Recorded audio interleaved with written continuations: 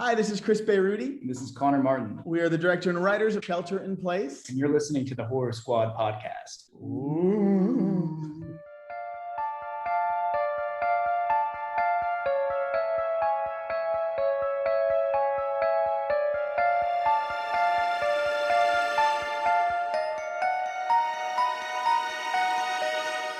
Hello, welcome back to the Horror Squad podcast, episode number 233. Tonight we're talking about Revealer over on Shudder. I'm one of your co-hosts, Todd. We have Joe, we have Steve, we have Joe and Steve and Todd. How are you fellas doing tonight? I never know who I said last first, so I'm like, maybe just reverse it.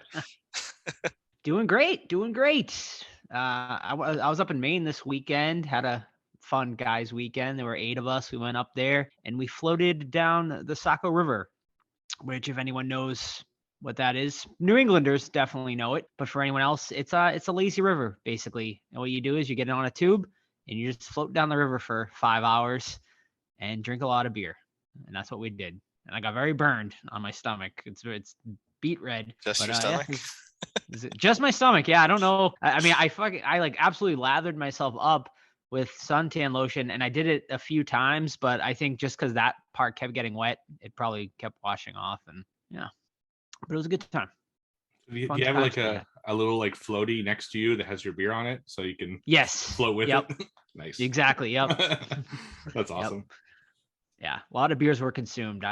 Between the 8 of us, I would say, yeah. I mean, we packed 120, and I'd say we probably cracked through most of them. Very nice. Yeah. What about how'd the movie club go, Steve? The movie club went really well, as it always does. We reviewed Warlock 1 and 2, and I have to just say to the viewers or listeners, I guess, last week when I was describing Warlock, I was thinking Wishmaster and not Warlock, and it's not until I rewatched it the day before the movie club I'm like, oh shit, I'm totally thinking about the wrong movie. But Warlock 1 and 2, 1 is okay. 2 is actually really good, so check it out and join our movie club. We had a lot of fun. We played games, we chatted a lot, we laughed, and it was a really, really good time. So next month, actually, someone is picking for us next month, Teddy, who you've heard on the show before. Shout out to Teddy. He's got a big day coming up. Yeah, it's his birthday this month, so we're like, you know what? He's picking. No veto, just Teddy gets to choose what we're reviewing, and Chuck promised me that he will be on the hangout to give his thoughts on that movie. So looking forward to it. Teddy's dope. There he is. Very nice. Can't wait to see what he picks. I'm very, very interested to hear that. Yeah, I mean, me too. We should know by next episode, so awesome. We'll let everyone know what it is. I am committing to the next episode. I'm gonna be there. I've missed like the last 3 or 4, so I definitely want to try to get on this. I would have came to this one if I wasn't away, but yeah. So when is it? The end of this month? And July? Yeah, it's usually the last Friday of the month, usually. So. Okay, I'm gonna preemptively commit so we'll see what happens. You're like fucking Schwarzenegger in Jingle All the Way. I'll be there. I promise. That's right. Such a bad movie. Yeah, what? I love that movie. You didn't rewatch it recently like we did. No, I got the nostalgia fact for sure. I showed it to Sam though, and she was not impressed either. And she loves Christmas movies. There's so many crimes committed to that movie. Yeah, there are so many. But I watch it every year. I'm a sucker for Schwarzenegger, so you know, just accept. You're my number one customer. Classic. Mm-hmm. Joe, do we have big news to tell our listeners this week, or are we waiting another week? No, I mean, we can definitely tentatively make this big announcement that very, very exciting for our event in October. We have secured, drum roll, please. Thank you. That's my Clark Griswold moment. Drum roll, please. We have secured Omri Katz, the star of Hocus Pocus. He, of course, played Max Dennison. Yeah, so pretty cool. We figured, being Hocus Pocus, being in Salem, Massachusetts, he seemed like the perfect guest. So we're very excited. He has fully committed for the whole day. So currently definitely he will be signing at Silver Moon Comics right in downtown Salem, same place we had Damian Maffei last year for anyone who attended that. And that's all I can announce for now. We are definitely going to have a secondary event with him later that day. Right now, we're just working on obtaining the rights to Hocus Pocus with Disney and all that. But stay tuned. We'll give you more details. But I don't even know if I announced the date yet. But it's going to be Saturday, October 22nd. So save the date for that. Hopefully, some of you guys can make it. If any, of our listeners can make it, make sure to join us over on the Discord. I think maybe we'll open up a channel for this, for all the information and whatnot. And for anyone that can make it, I would love us to do maybe a hangout that Friday before at, place. I can secure a place for us maybe, and we can do horror trivia or something like that. So if we get enough, so if we get enough people to come down for it, that would be awesome. And just Salem in October in general. I mean, the perfect horror spooky meetup spot. I will say it would be very tough to obtain a hotel in Salem at this point. However, there are several surrounding towns. You can secure a hotel for a fairly cheap price, and would be a very cheap Uber ride or just rent a car to get into Salem. So yeah, hope to see some of you guys out there for that. And stay tuned, because if you can't make October 22nd, we're going to have a second event in October. I don't have a date for that yet, so I'm not going to give anything else out yet or announce our guest or anything like that. But if you can't make October 22nd, we are going to have a secondary event as well. But I think our big one will be this October 22nd one. So hope to see you guys there for that. But wait, there's more. Oh, Texas Frightmare Planet, year and a half from now. that's Come on right. out. Everyone's being there. Yeah. So, No, yeah. That is going to be another meetup spot for sure. Yeah. Me, Steve, Todd, and Sam are all planning to commit to that and attend it. So yeah, we have a lot of people already guaranteed to go because people live in Texas, and now I live in Texas, so there's no excuse. And by a year and a half, he means 10 months. So Is it really? Right, yeah. I'm not good at math. yeah, May Mark your calendar. 2023. three years from now. right. Yeah. Yeah, so lots going on. It's pretty exciting. It's I know Joe's working super hard on getting these guests and working back and forth with different contacts. It's going to be awesome. I'll definitely be there October 22nd. Not sure on the other one. It is a far drive, but October 22nd, I will definitely be there, and hopefully I get to meet some of you. It'll be a fun time, and I'll definitely be in Texas as well. So Yeah. it'll be awesome. Yeah. And thanks to Omri. He's been just awesome in this whole process of getting him out here and whatnot. So we appreciate him too, and very excited to meet him. Is Seems he in like an part? awesome Is guy. he in part 2? He is not going to be in part 2. Whoa, that's sucks. Yeah, none of them are going to be. That was like the big shocking news, is that they didn't bring any of them back for whatever reason. That's The only crazy one missed come. opportunity. Yeah, I agree. The only one that is coming back is Doug Jones. Doug Jones. He's going to be reprising Billy Butcherson, and of course the sisters. But yeah, Right. none of no Allison or Thora Birch there, Danny or Max. Yeah. Huh. All right.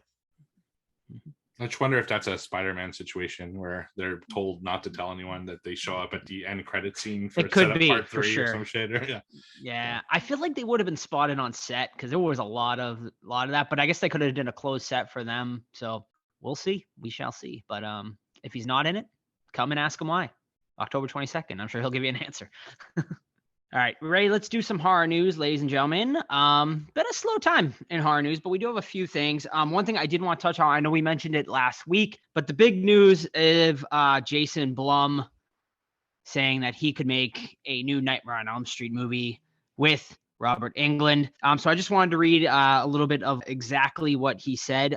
He recently did a interview on a podcast, and he said, I could make Robert Englund come back. He says, 75, he's young, referring to Englund. He said, it's been a few years since Englund has been in the chair, but I've talked to him and I know that I could get him back in that seat one more time to play Freddy Krueger. So yeah, that's really all he said, but go ahead. I think it's time to move on from Robert Englund. It's one thing that bothers me with these older actors is when you can't fake action, And I forget the movie Scorsese did with Pacino and all them, where they did the de-aging. The Irishman.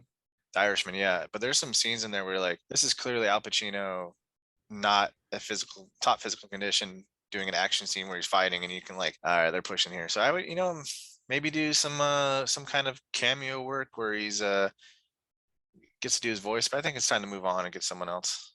I want to see him like replacing himself, so he's somehow like losing his energy, losing his powers, and he tries to find a new dream demon to replace him going forward, like that kind of storyline where he doesn't have a big role, but he's still there to pass the baton, because I think that would be one of the only ways that fans would accept the franchise continuing from here. Because I just don't think they can replace Freddy Krueger himself. Like, I don't think they should. The same like non-horror, I feel they should never do another Indiana Jones that isn't Harrison Ford. I think that character should die with the actor. Whereas I feel the same way about Freddy. It should just be Nightmare on Elm Street with someone else. So. Which is another one we're gonna see how they pull the action off for Indiana Jones 5. It's like there's only so many times you can whip a whip and swing across a fucking chasm or whatever the fuck they're called. Yeah. But yeah, I don't know. But that's a great idea though, like having him replace himself, and maybe that you get like the opening where it's like a Freddy wins and he replaces his body, and then we still get Robert Englund, and then he has a new one. That's a great idea. Should write New Line. Yeah, or Blumhouse apparently now. Blumhouse, yeah. But I gotta say, if anyone can pull this off, I do believe it would be Blumhouse. They have the resources and I guess the industry respect to do so. Like I don't love all their movies, but I do believe that if Jason Blum says he can make this happen, I think he can. What kind of a stupid title would they make it? I think they would just rebrand it, just call it Nightmare on Elm Street again, like they did with Halloween. That's true. Because it's been so long since you got the remake, but since England last put on the makeup was New Nightmare, right? And that was it New Nightmare? Wow. For a movie anyway. For a movie, he was in the Goldbergs, right? Yeah. Well, Freddy versus Jason, wasn't that after? That's right. You're right. Freddy versus Jason, which was 20 years ago now. Shoot, yeah, roughly. Almost. Yeah, almost. Wow, I didn't know that it was been that long. Yeah, because what was it, 2004? Was it around? Yeah, around there. Yeah, the remake was 10, right? Yeah, so it's been about 12 years since we saw Freddy. Yep. Wow. Since we saw, and 20 years since we've seen England Freddy. So yeah, it's been a long time that franchise has just been dormant. And this is the time, if you're gonna do it, obviously this is the time. England is 75. If he can do one more, he ain't gonna be doing it for much longer. So and it's weird, like, because you can't do it like how Halloween did it, where Nick Cass was coming back to play Michael Myers and he literally was in one fucking scene, and really it was James Jude Courtney did everything. But you can't do that with England, because he's so recognizable in that makeup that you can't just get another actor in that makeup. So let me pitch something. You tell me if it sounds really stupid. Sure. Remember how in part 2 he came to the real world a lot, and that was like a whole thing? What if Freddy gets captured in the real world and arrested, and it's Robert Englund sitting in a prison cell? No, we're not making Robert Englund play Robert Englund again. He is the worst. Come on. I don't want to see Robert Englund as Robert Englund anymore. All right, Freddy Krueger in a prison cell like Joker in Dark Knight Rise, or whatever the fuck, The Dark Knight. He's just sitting there. Yeah, that'd be awesome. All right, moving on to our next bit of news here. Welcome to Derry, the TV series that will be coming out on HBO Max soon, dealing with Pennywise the Clown, has officially started writing. The writer's room has opened for that, so we are officially underway on that. For those that don't know, the series will begin in the 1960s, in the time leading up to the events of It Part 1. Andy Muschietti, the director, of course, and Barbara Muschietti, his wife, who produced, are both on board for this. No other details right now as far as if Bill Skarsgård is going to be reprising his role as Pennywise or anything like that. I would think he would be, considering Muschietti's back on board with this. But I haven't heard any official news on that yet. So once we do, you'll hear it here. We'll keep you guys up to date on that. But I'm really excited for this. I think a TV series is a really interesting idea, and to set it into the events before It Chapter 1, I think, and setting it in the 60s, I think is pretty cool. So I'm excited for this. I wonder if they're going to do like another group of kids type thing, or if we are going to get, I don't know what we're going to get out of this, but I'm on board for it. I'm excited. Yeah, sounds cool, especially on HBO. Yeah. They do it upright for sure. So we shall see. Oh, so Texas Chainsaw Massacre, the new one, recently came out. Say what you will about it, but how about a sequel, ladies and gentlemen?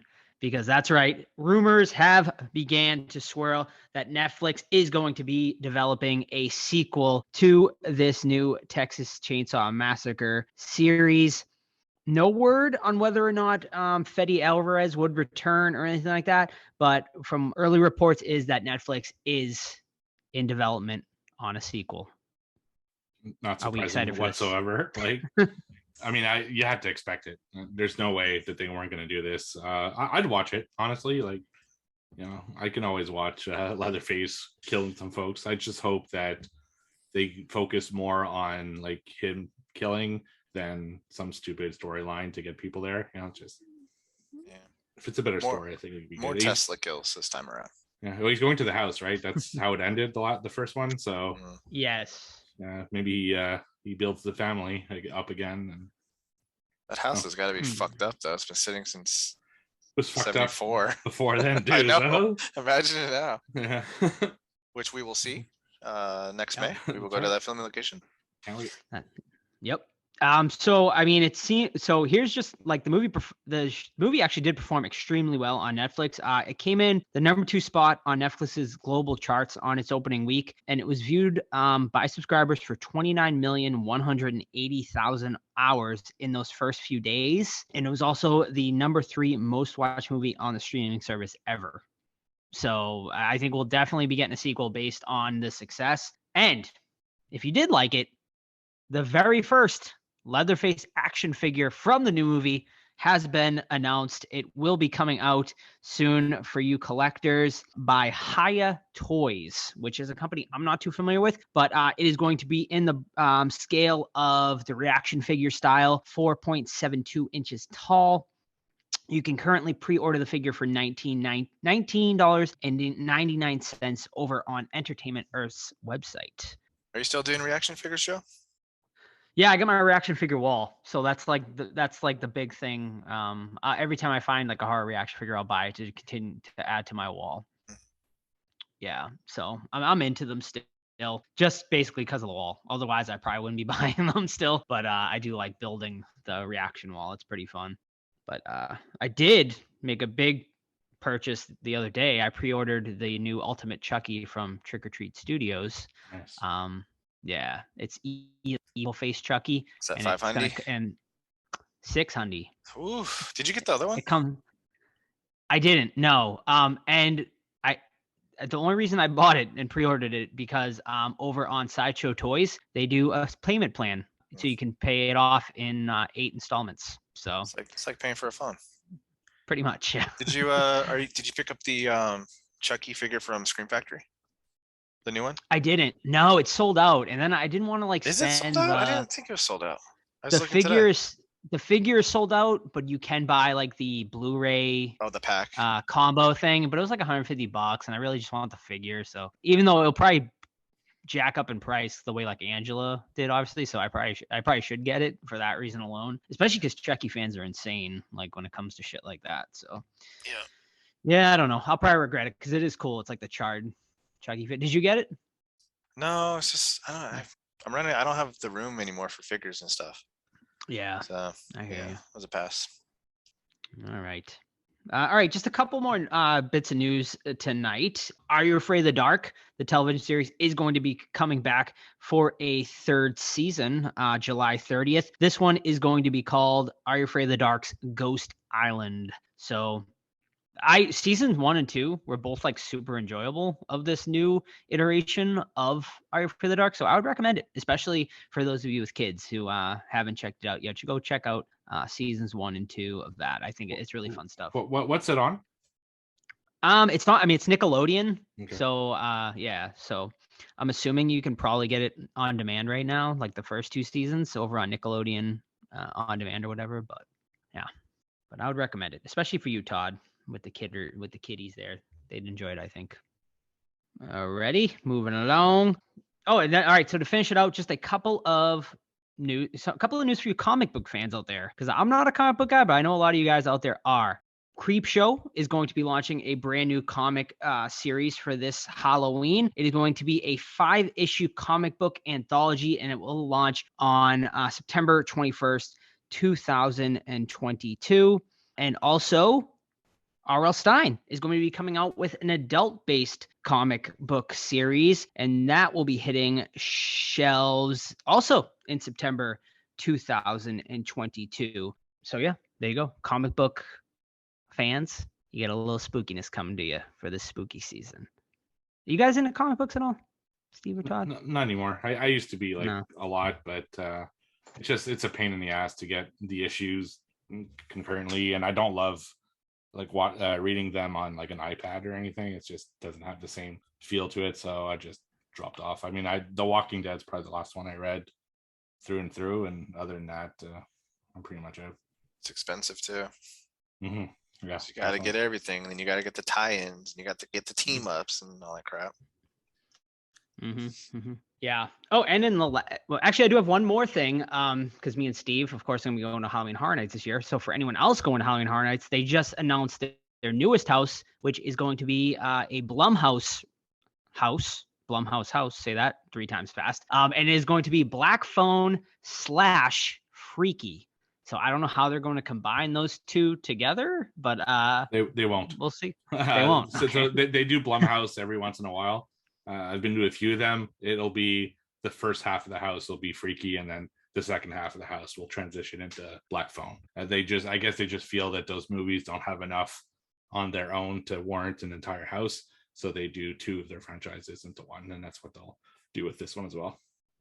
All right. Well, after seeing, I know you went and saw Black Phone today. Obviously, we're going to be reviewing it very soon. But do you think, without spoiling the movie or saying really your thoughts on the movie, do you think it will translate well into a house at Halloween Horror Nights?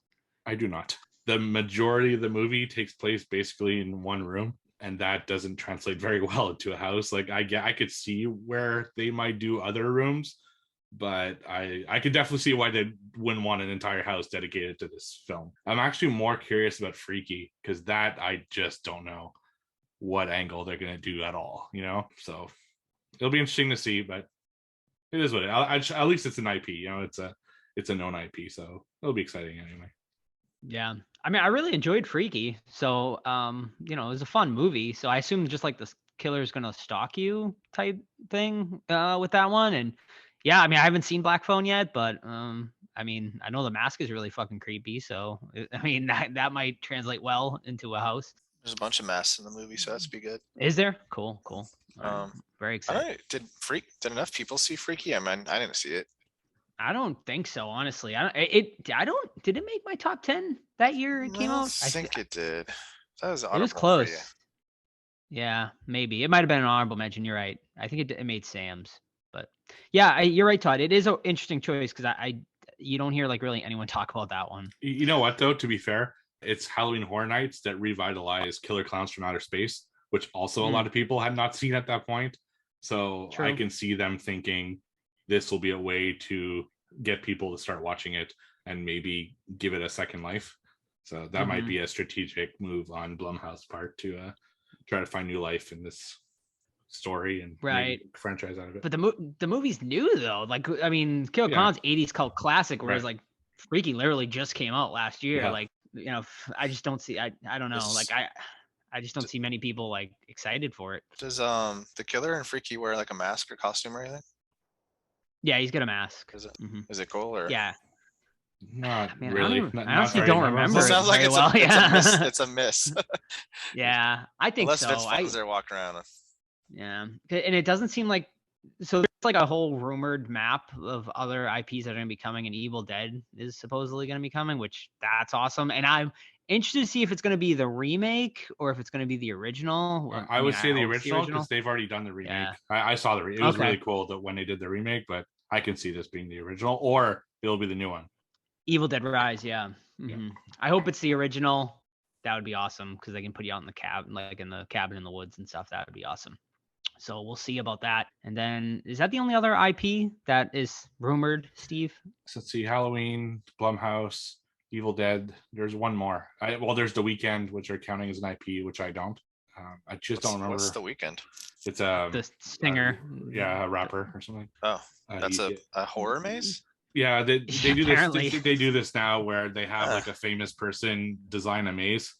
They had Billie Eilish last year. They had Rob Zombie the year before. I they've can see had, Rob like- Zombie, but those other artists, I'm not sure. Yeah, pretty random. Mhm. I mean, I know from what I've heard, his music videos, like he incorporates like a lot of horror imagery into his like music videos. Like Billie Eilish does kind of similar stuff. So yeah, I don't know. Yeah. We'll see. The other one is it's The Mummy versus Wolfman versus Dracula for the That's right. Yep. Universal Monsters house. Yes. And there's rumored to be a witch house this year. Not the movie The Witch, just like a witch. Yeah, my God, can you like imagine? character. So I'm super excited for that as well. But yeah, we'll keep you guys up to date as well, because I know a lot of you guys, I'm sure, go to Halloween Horror Nights as well. So yeah, keep you up to date. And that is it for horror news this week. All right, awesome. So before we get into what watch, let's hear a little bit from our sponsor, Deadly Grounds Coffee. Everyone thinks because you're a zombie, you don't know good coffee. Well, they're wrong. There's only one brew that gets my seal of approval. Deadly Grounds coffee is my guilty pleasure. The aroma is so intoxicating. It brings all of my neighbors out of the woodwork. Deadly Grounds coffee. Coffee to die for and zombie approved. It's good to get a little deadly. Use the front door! Oh, they're so disgusting. All right, what watched? Hey, what you got? I got 2 today. Me too. Ooh, fancy. I'll go. All right. I'll start with The Video Dead from 1987. This one is an extremely low budget movie, currently streaming on, I believe, Tubi. Let me double check for you. Yes, Tubi and Amazon Prime in America. This one is fucking weird, man. Oh, it's got Michael St. Michaels, by the way, from The Greasy Strangler, but he's not memorable at all in this. Greasy Strangler is amazing. This one's just like, ugh. But yeah, this plot is very all over the place. It's like, I'll loosely say it's a plot, but yeah, okay. Random TV.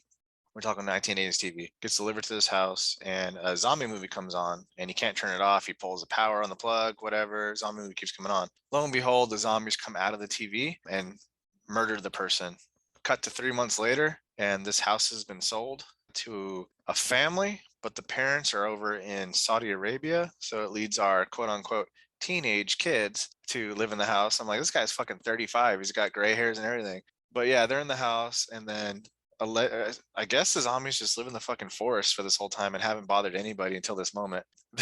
They had zero budget. This kid wears the same shirt for like 4 days.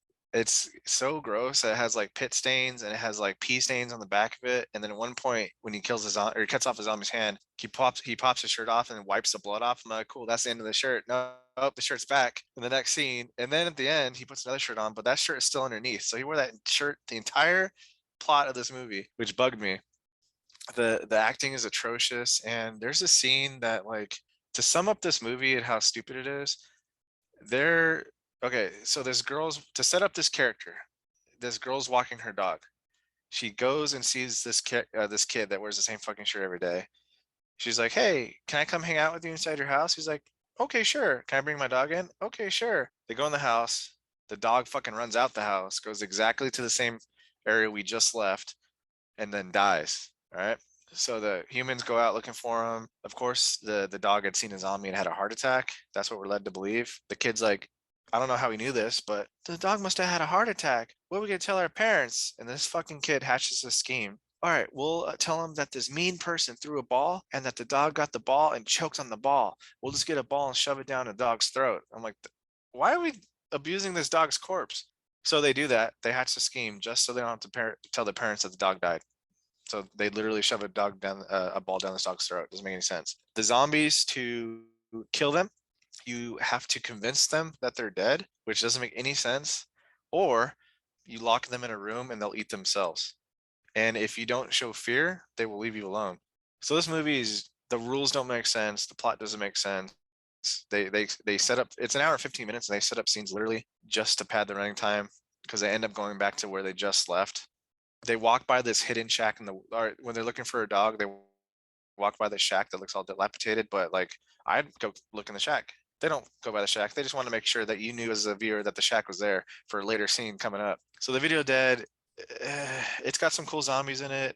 If you like the really bad acting, you might enjoy it. It's not a good movie by any stretch, but it might be really fun in a group viewing.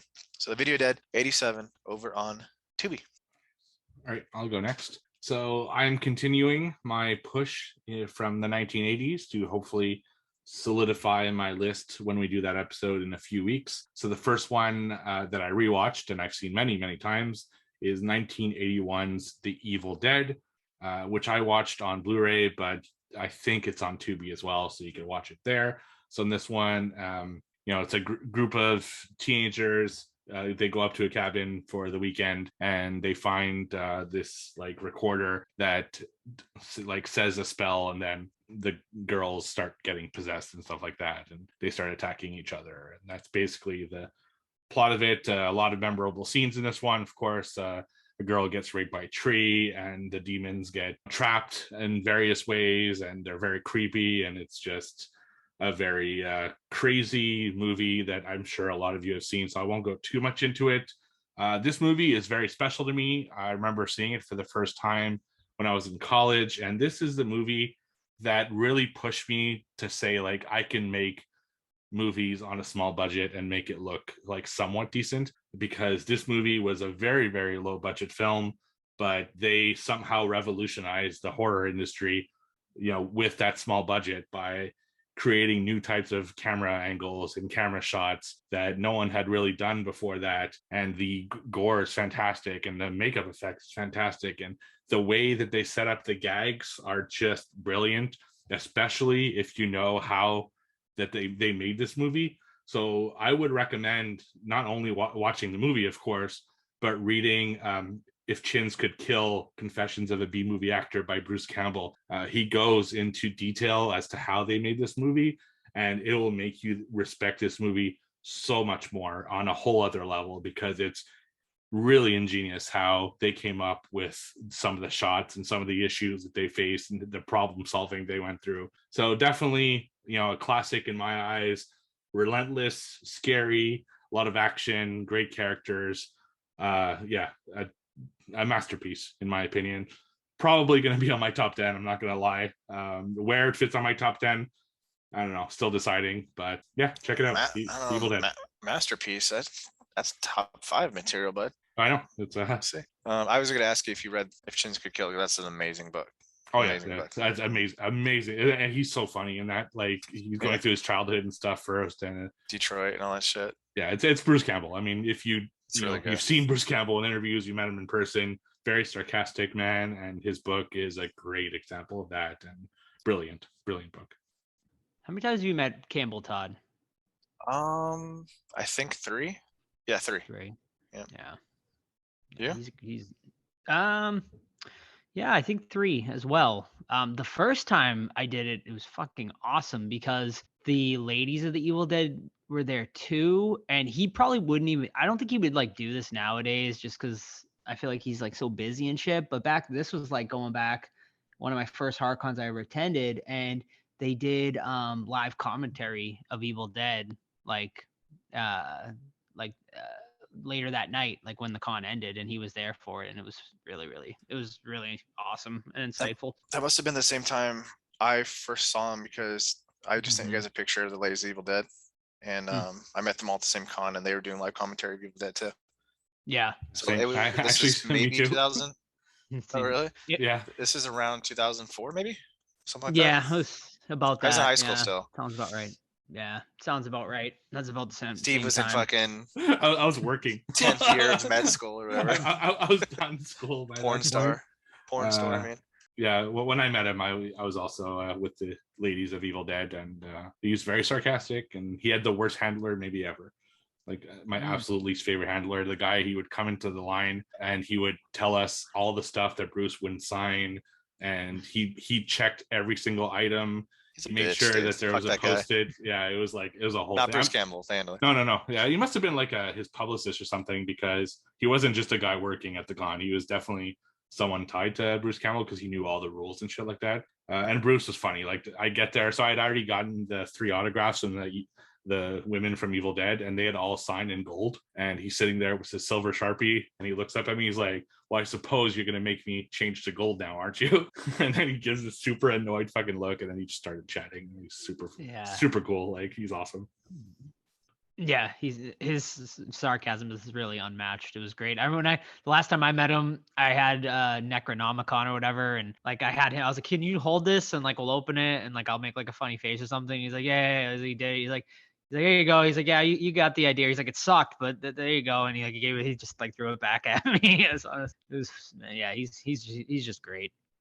And Todd, didn't you say you were gonna fix up your Evil Dead tattoo or something? Did you change your mind on that or?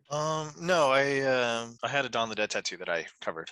Oh, Dawn of the Dead. Okay. Yeah, That's right. I tried to do Flyboy Zombie when I was like 19 or so, and it came out pretty terribly. Okay. So I changed it from that to, and it came out great. You can't tell at all where it was. All right, nice. But I need to get You covered it up? Yeah, it was right here somewhere. Oh, But nice. You Okay, can't cool. tell at all. So No, you can't. No. Good job. Wow, I didn't even know that was a cover up. That's awesome. Yeah. Very cool. Alrighty. All right. I only have one this week. And it is from 2022, and it is called Terror Trips. This one is about some friends who start a business of going around giving guided tours of famous horror movie locations.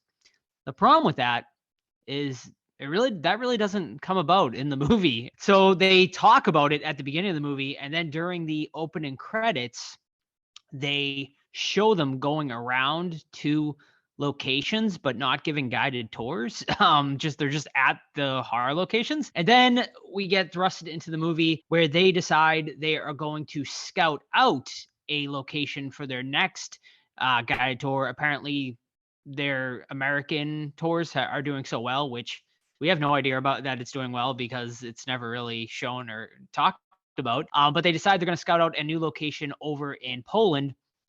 So them and their friends go over to Poland to scout out a new horror location for this fictional horror movie. And while they are there, they run into some bad people who want to harvest their organs.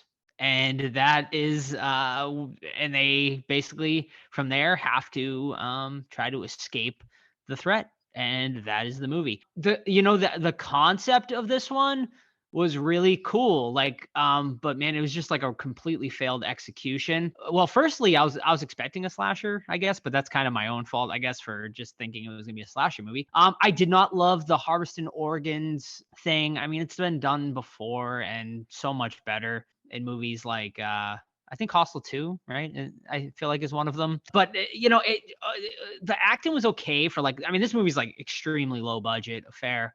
And the only reason I watch it is because our buddy Damien Maffei's in it, but he has 30 seconds of screen time. But it does have Hannah Fierman, for those of you who are fans of her. She was, of course, the I Like You girl in the VHS segment. And everyone else really not really recognizable. But yeah, it's just very low budget. And the acting is like fine for a low budget movie. For me, it's just like the script is where this movie completely fails. The dialogue is very bad, and there's just like nothing really interesting here. I mean, just kind of all been done before and just way better. So this is a complete skip. I wouldn't waste your time with this one. yeah, I gave $100 to that crowdfunding campaign. Yeah, well, My new feeding my new addiction of indie horror. Indiegogo. Well, yeah, I guess since you contributed, you have to watch it at some point. I guess, just yeah. don't expect much. That's all I'll It say. used to be called On Location, and they changed the title. They did, yeah, that's right. Yeah, see that name I recognize. Yeah. Okay. Yeah. All right. My second one is The Stepfather Part 2 from '89, sequel to the one we watched a couple weeks ago. Yeah, so this one, spoiler alert for Part 1, Jerry gets stabbed to death. Or did he at the end of Part 1? Nope. He wakes up in a psych ward in Part 2, and he's been stabbed and he's recovered from his wounds, things like that. And this doctor's like befriending him. He's like, man, I'm going to help you out, dude. Of course, Jerry, being the prick that he is, manipulates the doctor into letting him out of his handcuffs. And he gives more and more and more until, lo and behold, Jerry kills the doctor as well as the prison guard and escapes. He makes it all the way to California, and he sets up shop as a psychiatrist, which is like, how the fuck did he do this? But he did it. Jerry's resourceful.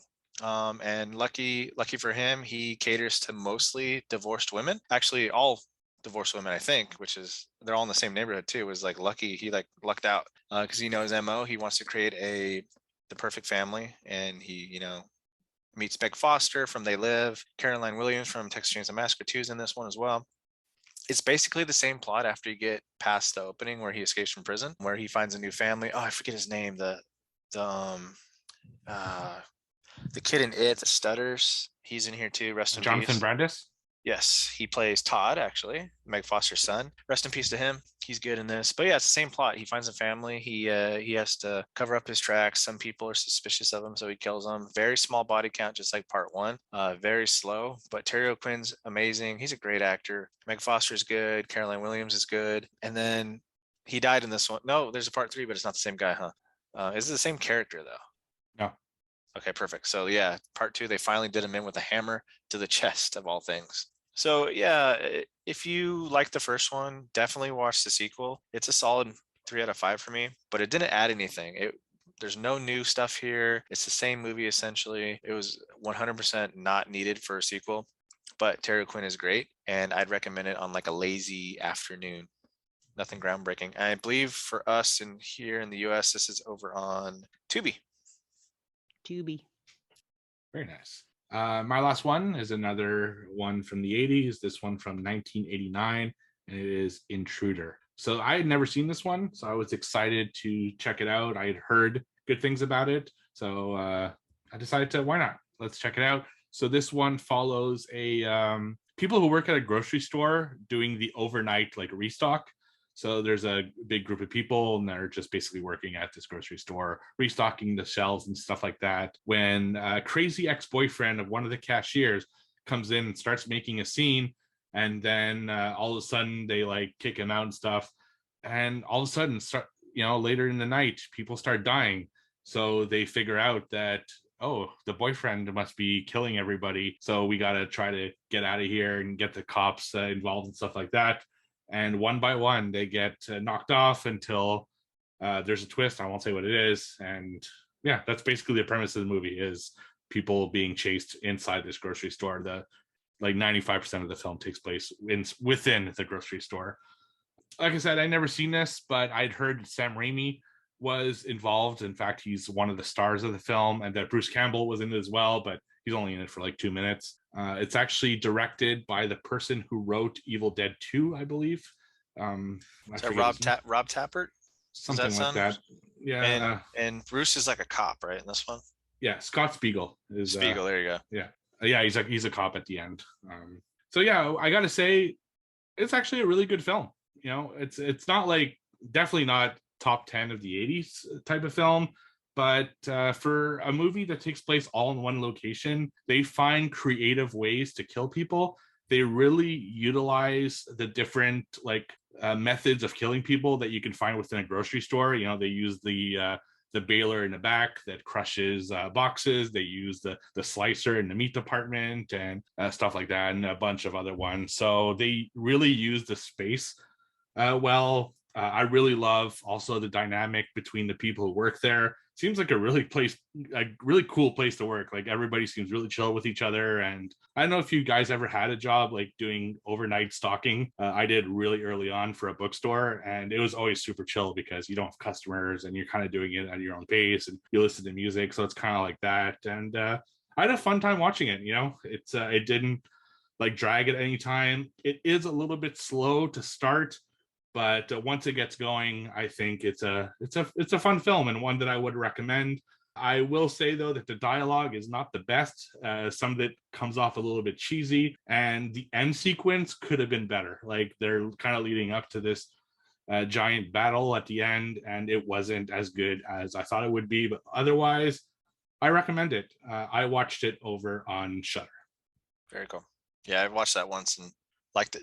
Are you almost done with your 80s rewatch, or how much do you got more? How many more? Let's see here. I have a little list going.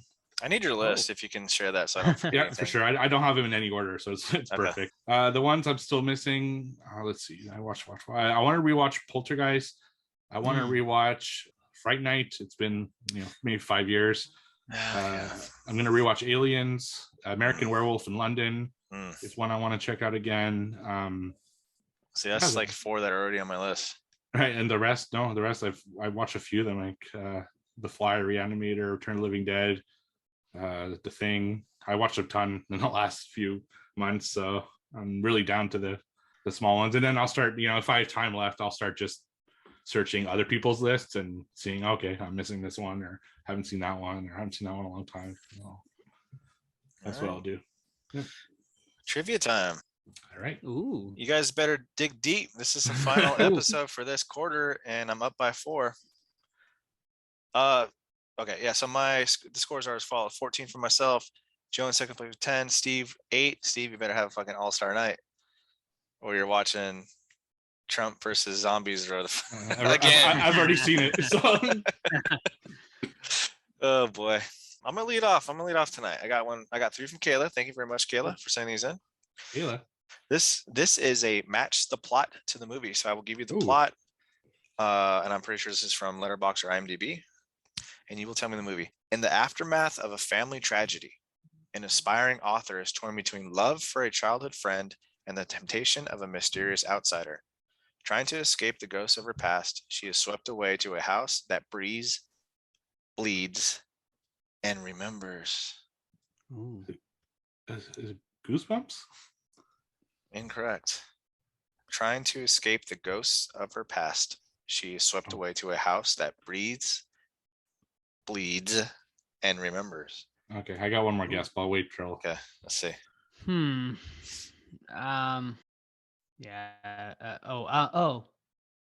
No, that wouldn't be it. Yeah, I don't know. Steve can guess if he'd like again. Is it one of the Amityville Horrors? Like 2? It is not. I will No? give you some hints. Okay. This is a mainstream movie, came out in the theaters within the past probably 5 years. Oh. It's a very big director in the horror world. Ooh. Writer. If I gave you this one, Steve would get it for sure. I'm gonna kick myself for this one, I think. Okay. Did we review it? No. Here's my final hint. It uses the color red a lot. Is it Us? Incorrect. I've. All right. Crimson Suspiria. Peak. Crimson Oh, Peak. yeah. Yeah. Yeah, right. Red, crimson, bleeds, Right, bleeds right. forever. I was gonna say it's a guy from Sons of Anarchy, but that would have been too easy. Yeah, that I would have got it. Yeah. Isn't that much horror, if anything else, actually. All right, I'll go next then. So 3 different types of questions this week. In fact, I'm bringing 2 new games this week. Ooh. So we're dropping for this week the 60 seconds and the 4 clues. But first, Thank a regular question, because I do want to take the ones that people have submitted to me over the last few months. I'm starting to fill up my backup. So the first one's from Weezerface. Thank you very much, Weezerface, for this. Who did the voice of Aylmer in Brain Damage? Oh, Peter that's a Jackson. great question. Wrong. Fuck. Mickey Rooney. Wrong. Oh, I was thinking Brain Dead. No. Elmer can't and Brain rem- Damage. Yeah, Can't which we remember. reviewed on We the show. Reviewed, yeah, we did. We reviewed it. I don't think Todd was on that episode though. That was. You were. No, you were? I Okay. think. Elmer and Brain. If you don't have it, I can give you a clue before. Clue it. All right. So the clue I got from Weezerface, it's a legendary horror host. Oh, Is it the Crypt Keeper? No, it's not John Kassir. John Krasinski. It's not Vincent Price because he wasn't alive. Not. Wait. Price. He probably was alive. In He there. was alive. Yeah, but he it's was. It's not him. Horror host, legendary horror host. Man, You guys give up? yeah. It is Zahn Zackerly. What the fuck is yeah, that? I don't know I who that is. She's probably fucking pissed. Damn it. It's probably something we didn't have here in Canada. Let's see. Zahn Zackerly. Legendary horror host. Oh, Chiller Theater. Never watched it. There you go. Yeah. All right. Well, my questions, or a couple of questions tonight, come from Kayla. So thank you, Kayla, for sending these in. In the Texas Chainsaw Massacre 2, where was Bill Moseley's Chop Top during the events of the first Vietnam. Texas Chainsaw Massacre film? That is correct. Nice. He got his plate in Nam and he wanted to make Nam land. Love that movie. I will defend that movie till the day I die. Yeah. Lick my plate, you dog dick. My son said that to my wife today, and it didn't go over well. Sure. Because I have the poster that Mosley signed, and he signed it "Lick my plate, you dog dick." Nice. So that's where I got it from. All right. Let's see here. Match the movie to the IMDb description. On a quiet suburban street, a babysitter must defend a 12-year-old boy from intruders, only to discover it's far from a normal home invasion. I would say better watch out. Correct. Excellent. Very nice. Good movie. A great Yeah, movie. it is a very good movie. All right, so this is the new game for the first one.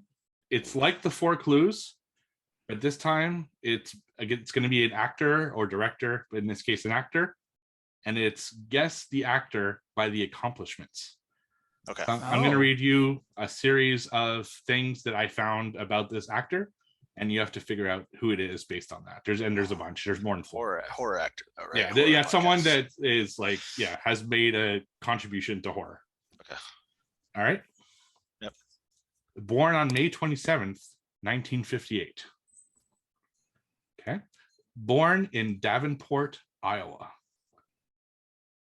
They get easier, right? That's Davenport, Iowa. Oh, okay.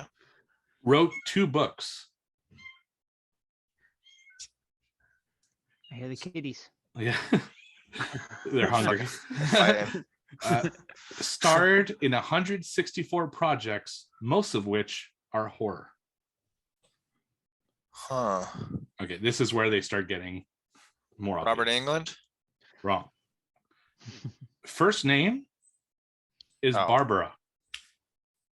Crampton. Robert Crampton. Wow, not Barbara Crampton. No. And final hint. Originally cast as Muffy/Buffy in April Fool's Day, but had to drop out due to a scheduling conflict with one of her most famous horror films. Interesting. How many Barbaras do we know in horror? That might be misleading. Oh.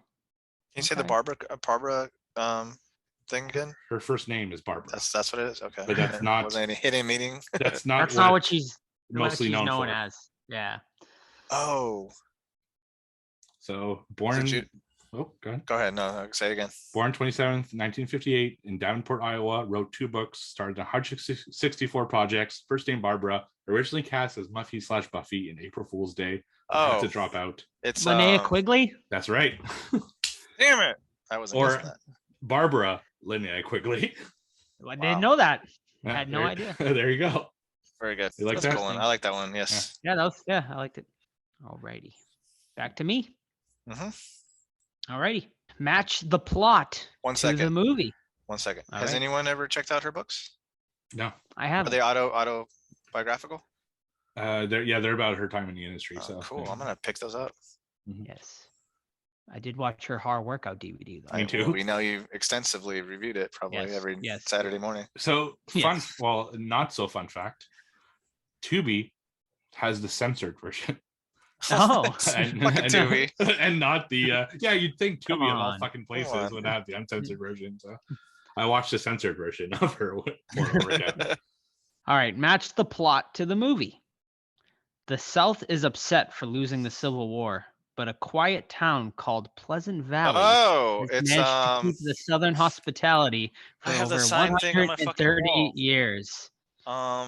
Oh FYI, my god, this they fucking do not like Northerners. No, I know it. It's on. I have the signed picture on my wall. It doesn't say the fucking title of the damn movie though. The Oh, South.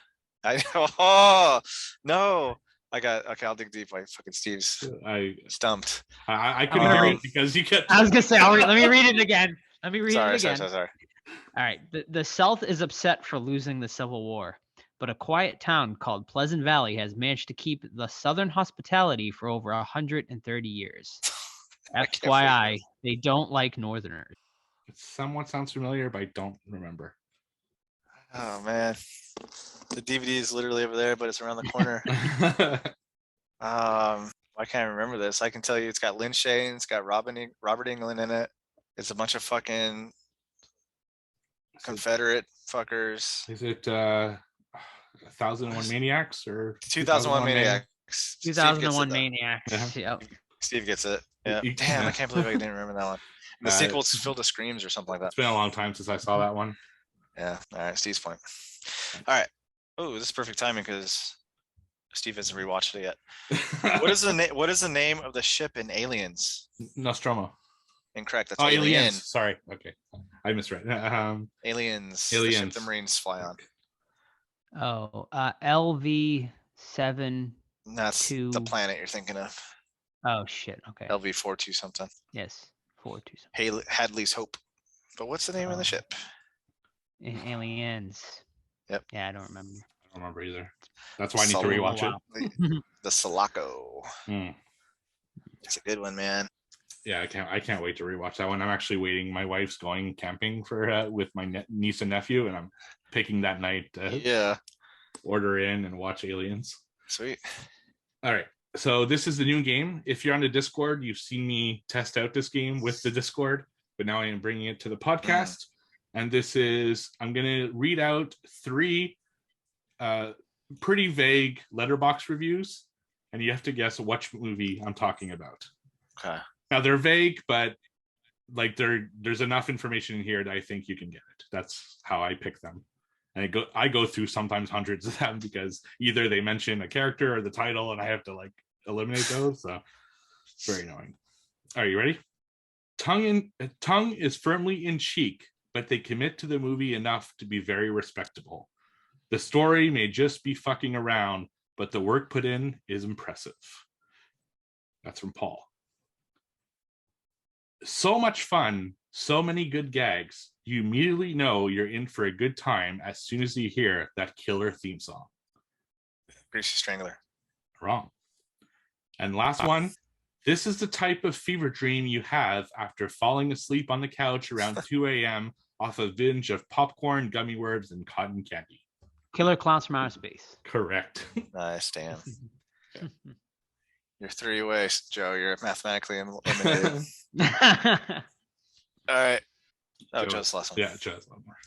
Oh, all right. I also have one of these Oh, tonight nice. that Steve Sweet. just did. So 3 vague movie reviews. Okay. Number 1. Everyone who said this was scary owes me $200.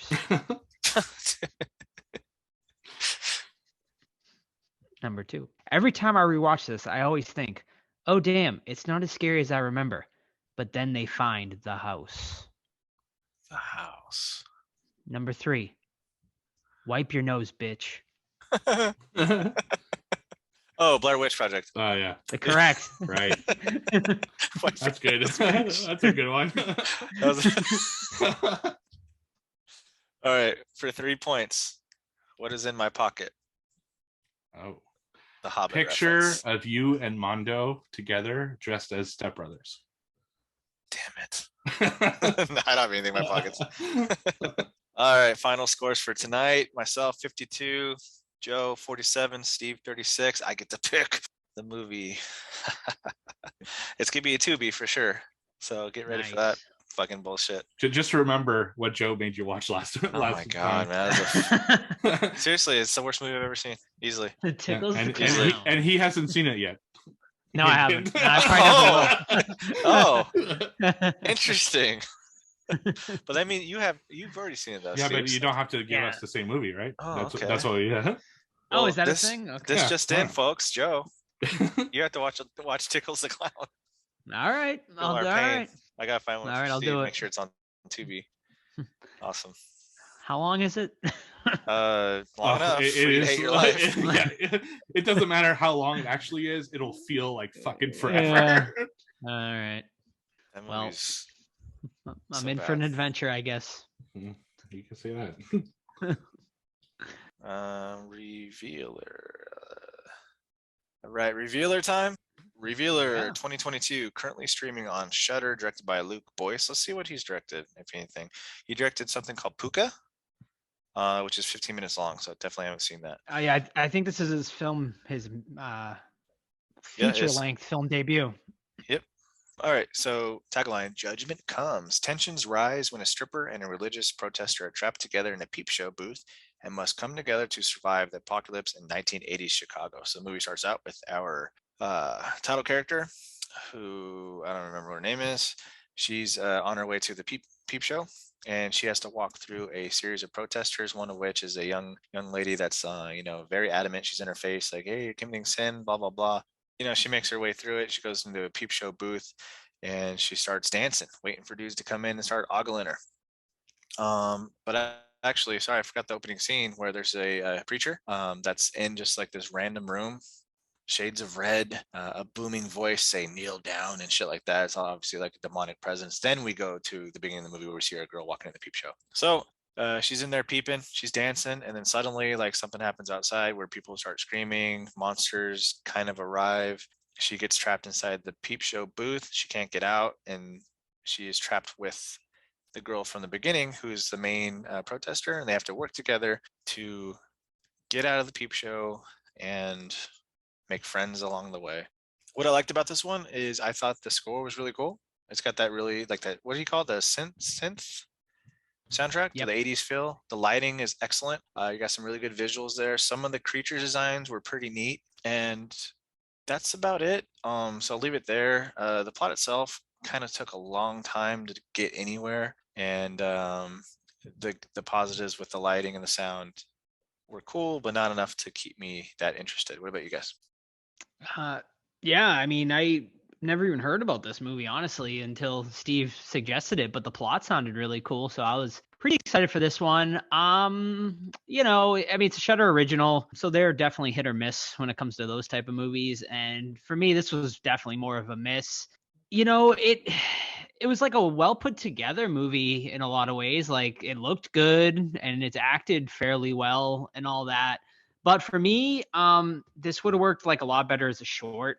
But like for a full length movie, it's just like this runtime just seems to be stretched out into like a whole lot of nothing. And I think it definitely suffers a lot from probably budgetary restraints that it probably had, because like when you're dealing with apocalypse type movies, you want to see what's going on outside, but we don't see what's going on outside ever really. And the stuff that does get brought inside is very lackluster for the most part. So I'll leave the rest of my thoughts for after Steve says it, but overall, disappointing. Yeah, it's always a risk when we pick movies like this, because at best it'll be like the special, something that's funny and just unique and stuff like that. So that's why I thought maybe we should review it, since it was something new on Shudder that's available to a lot of people. But boy, I actually disagree with Joe. I did not think the acting was good at all. I thought the acting was actually really poor. Now, to be fair to the actors in the movie, I think it's a lot that the dialogue is really, really bad. Like it's obvious that this was a man that wrote it for women, and it just doesn't feel right. Like the dialogue just didn't work with me. Like he's trying to be funny with some of his lines, like you punch me in the twat, or I'm strictly dickly. Just like trying to be funny, but it was just coming off awful, and I wasn't buying it whatsoever. So that already took me out of it.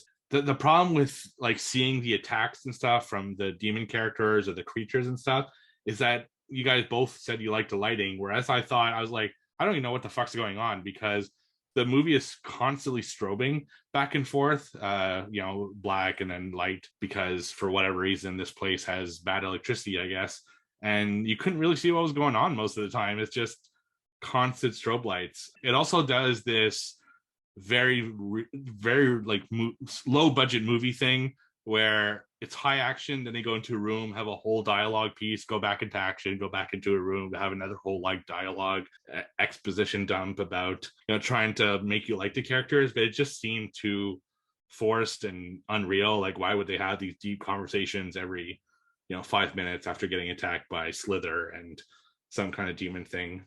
Yeah, I didn't like it at all. It just, as far as the good for it, I mean, it was cool that it was at a peep show, because we'd never really seen that. I did like the music. I thought that was a strong point. I like the last scene, I guess. And I like one of the ideas that we'll talk about soon that I thought could have been interesting, but again, it felt forced, so I didn't like it very much. But yeah. Yeah, and just to go back to trivia, I had counted something wrong. It's not wrong, but I was giving the wrong totals at the end of it. So the end of the quarter is actually 16 to 13 to 9, not the 50 to 47, blah, blah, blah. But for the rest of the current standings that'll complete are close. Me 36, Joe 34, Steve 27. So any man's game still for the year. Yeah, the lighting, I'm saying more like The the neon. neon, yeah. Yeah. The reds and purples, and I don't know, man. It's just like so drowned out, like you said, with like random talking. And of course this girl, was gonna be revealed she was a lesbian, the church girl. I was like, that was, come on, she clearly got crushed on this chick. They show it right in the beginning. Yeah, I was 100% bored this entire time with this. Agreed. That's what I mean, that's why I said I think it would work better as a short, because like, there's enough there to keep it interesting for like maybe a 20-30 minute short, but for an hour and a half almost movie, man, it just so fucking drawn out, like a whole lot of just like talking and nothing happening in the middle of an apocalypse. In a lot of ways it kind of reminded me, in a very different ways, I guess, but it reminded me of that other apocalypse movie we watched this year, Black Friday, where like an apocalypse is happening, but we just have a bunch of characters talking for long periods of time, and you're like, well, let's see what the fuck's going on. Although that movie probably did better, because we did see a lot more in that movie than we see in this one. For the majority of this movie, it's just slugs crawling around. Basically, it's like Night of the Creeps almost a lot of times. And then you get to the reveal of the main demon, and he's just so fucking lame looking.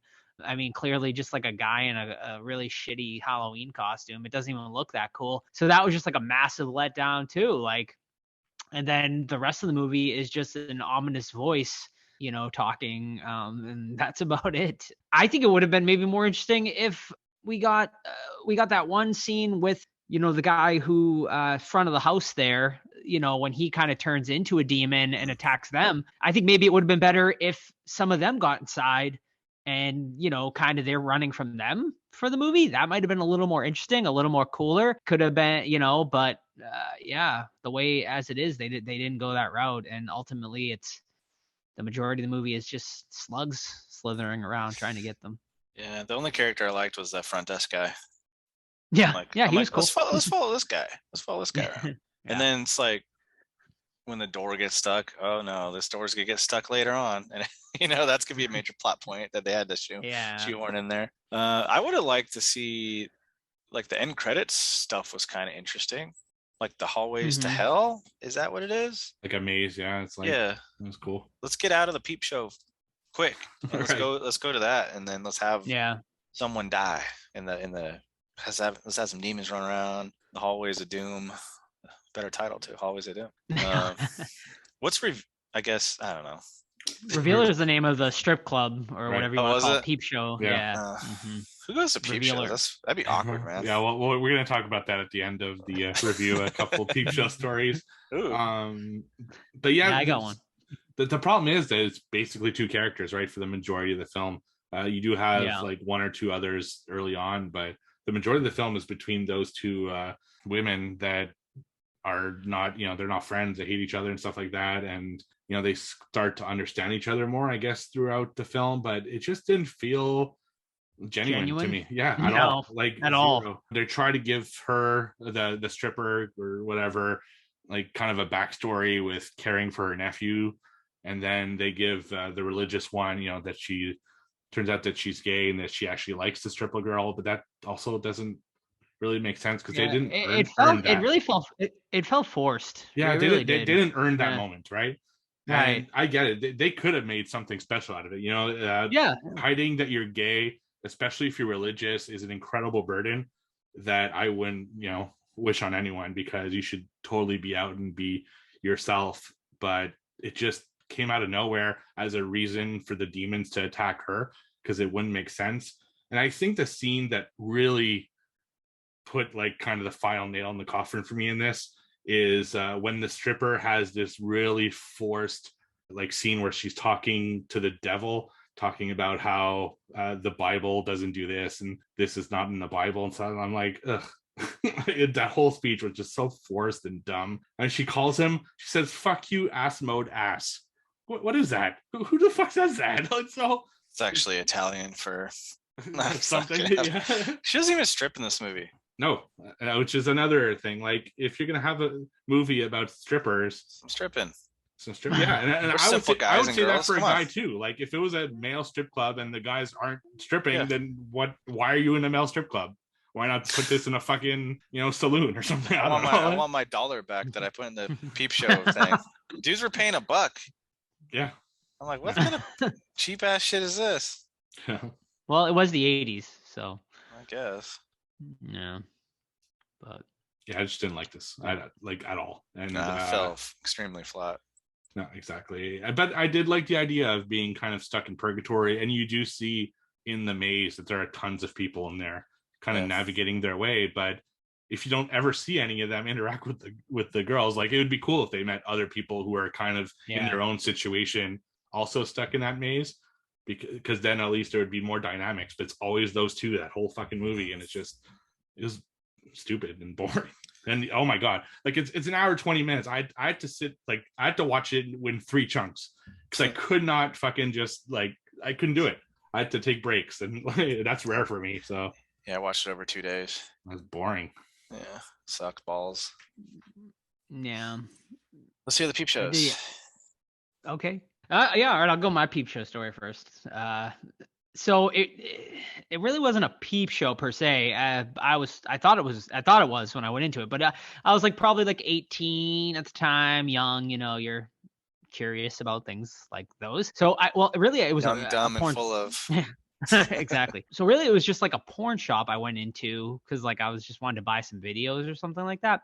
So I went in there and then there was a curtain in the back and it said like, peep shows or whatever like that, or like whatever it was. So I was like, oh, well, let me go see what the hell is, I was curious. So I was like, let me see what's going on back here. So I went back there and it was little booths and stuff like that. So I went into the booth, I put in, the money, but it was just TVs and they had like pornos you could watch in the back room. I was like, oh, okay, this is kind of like lame. So like I just got up and left, but I like did like a loop around to see like if there was anything else. And like, it was basically like, like pretty much like a front for like dudes that like wanted to like mess around with each other. So I like walked by this one dude and he was like, and like he was like, and like I legit like got scared because like I was young and like I thought like I was gonna get like pushed into like a booth and like fucking raped. So I fucking got out of there, ran, and never went back. Yeah, Wow, yeah, dude. it was really fucking creepy. So like, yeah, and I was like legit, like I was scared. Like I thought like I was gonna get attacked or something when the guy was doing that. Do dudes jerk off in those peep shows? Yeah, Yeah. 100%. Because there was like, It's I mean, fucking not to weird, get too man. gross, not to get too gross, but there were like tissues like on the floor and God. shit like that. It was nasty. You got some strange kinks, bud. If you're tricking off of this, hey, you've not hurt anybody, do your Yeah. thing. But it's still pretty strange. Yeah, I Yeah. guess so. Yeah, I mean, Mm. especially like nowadays, because like it's so easy to get free porn at home. Even back then, because like this was like 2005, 2006, so you could definitely get it at home then too. That'd be the thrill, I'd imagine. Yeah, I guess so. Yeah. Or you're looking to meet up with guys, right? Like other Yeah. guys, I guess so. Like if you were down for that.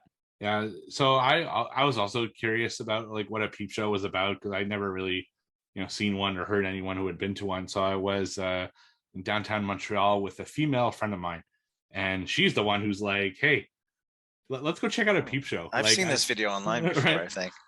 So she was super curious, and I'm like, "Fuck yeah, I'll go see a peep show." Like we're curious, right? So we want to go see, and we were expecting the same thing. Like you put money in, the window goes down, and a woman essentially strips you. So same thing as Joe. Like so we get us the way it works is you gave like the bouncer $10, and then you go into the room and you have the room for I think it's 20 minutes, and once you're in the room. There are 3 buttons, and it says what type of scene it is, like like lesbian, gay, or straight. So you press the button, and sure enough, it was a fucking screen. It wasn't even like a live stripper, and we were so disappointed.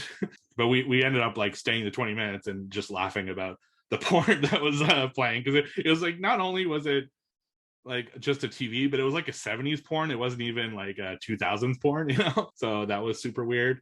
but yeah, we were super disappointed. We really expected to have kind of the window and tipping someone and stuff like that. So thankfully I didn't go into the back rooms like Joe did. I've never even been to a strip club before. Oh really? Oh, really? Yeah. That's, Texas Frightmare Strip Club. my other peep show story was so like I've said many times, I used to run a chain of porn video stores and also sex shop. It was half and the owners didn't really come around too often, only once in a while. And one time he came in and he's like, I got this great idea that's going to generate a ton of funds. I'm like, cool, what is it? He's like, we're going to put a peep show in the back. I'm like, you put a peep show in the back, and I quit that fucking day. Like, there's no way in hell that I'm jizz mopping back there, after people go in there. So that was a kind of a battle between he and I, but thankfully I won that one, convincing him that it was worth way more trouble than it was, because people will do drugs back there, and it's a whole thing, right? Like the people who were at the peep show that I went to, it was mostly like homeless people and very obvious drug addicts, because it's a safe place for them to do that stuff. You can't jerk off when you're homeless just anywhere, because you'll get indecent exposure, or you can't do it at the the homeless center. So they go in there, and a lot of people would shoot up in there because, again, you're away from the cops and it's kind of a safe place for them to shoot up. So yeah, actually, because of that, I heard that they had to put UV lights instead of just regular lights in the peep show booths, because then they can't find their veins or whatever. So it's definitely an interesting. I thought it was for jizz. I didn't think. That was... Yeah, no. Actually, a lot of the bathrooms in the downtown area where I grew up were UV lights only because of that, because they didn't want people to go in there and shoot up. So it's all UV light bathrooms where I was. So very interesting place. Does Montreal, like downtown Montreal, Steve? I know that's like a super like popular area for like sex places. Do they do peep shows there? That's where I saw the peep show. Montreal is known as the Disneyland of sex, and I read somewhere, at least at that time, that per like square meter or whatever, it had more sex like establishments than anywhere else on the planet. Canadians are horny, dude. It is fucking everywhere. You cannot walk down a street. Still it is. I haven't been there like at night in a long time, but I'm sure there's still a lot of them. Like, you cannot walk down a street, like one of the busier streets in Montreal, without getting hounded by people trying to convince you to go into their strip club or their peep show or their swingers club or their fucking whatever else club. They have everything there. It's because Montreal it's like the perfect mix of America and Europe. It's one of the oldest cities in North America. So combine those two things, they have the European flair, but in a North American setting. So sex is the one thing that they were even talking about a red light district for a long, long time. And, it still could happen one day, as far as I know. So, it's a safe place for all their sex workers. Is it a safe city, or is it one of the it's safe compared to a lot of American cities. Well, we're not comparing it to like downtown Chicago. But it's Canadian rough. Canadian rough. Amen. The problem with Montreal is so multicultural that you have a lot of different gangs. You have Italian mafia, you have Russian gangs, you have Korean gangs, you have Japanese gangs, you have bikers, cyberpunk gangs, right? Bikers, hentai gangs. It's like a fucking GTA city. So all of those gangs combined cause that it could be a dangerous place. But if you keep your nose clean, you have no problems there. Right. But yeah, have you guys ever seen a glory hole in action?